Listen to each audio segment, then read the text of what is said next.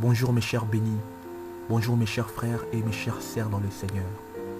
Aujourd'hui nous allons regarder une vidéo de Ronaldo et derrière cette vidéo, nous allons tous comprendre le mystère du royaume. Que Dieu vous bénisse abondamment. Amen.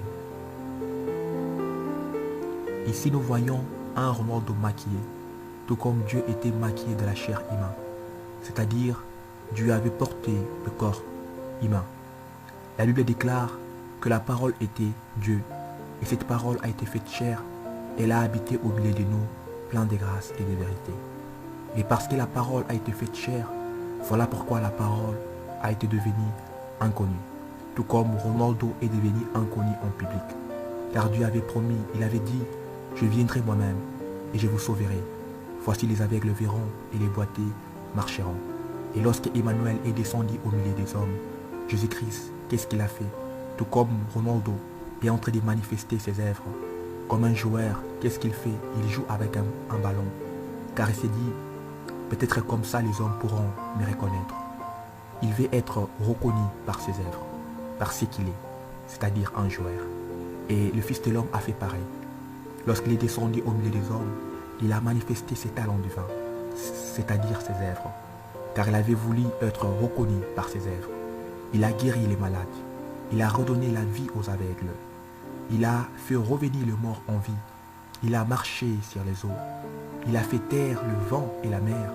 Et les disciples ont dit de lui, mais qui est cet homme à qui même le vent et la mer lui obéissent?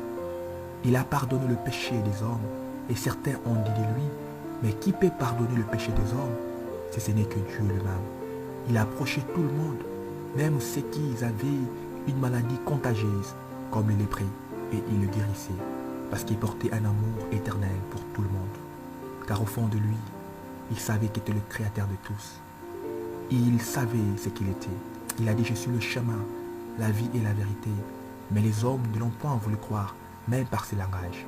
Il a dit à Nicodème, si lorsque je te parle de choses terrestres, tu n'arrives pas à me saisir, et comment sera lorsque je te parlerai des choses célestes?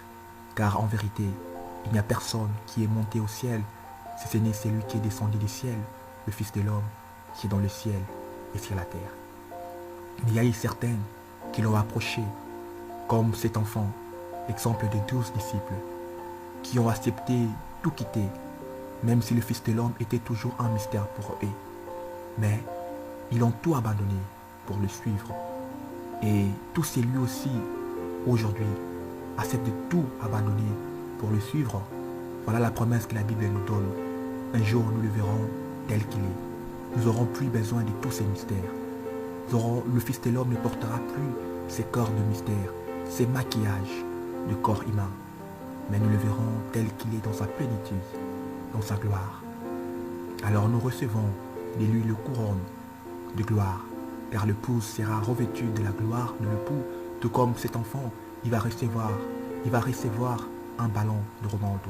Alors beaucoup voudront lui suivre à ces moments, mais ça sera trop tard pour eux. Ils seront jetés en enfer. Pourquoi?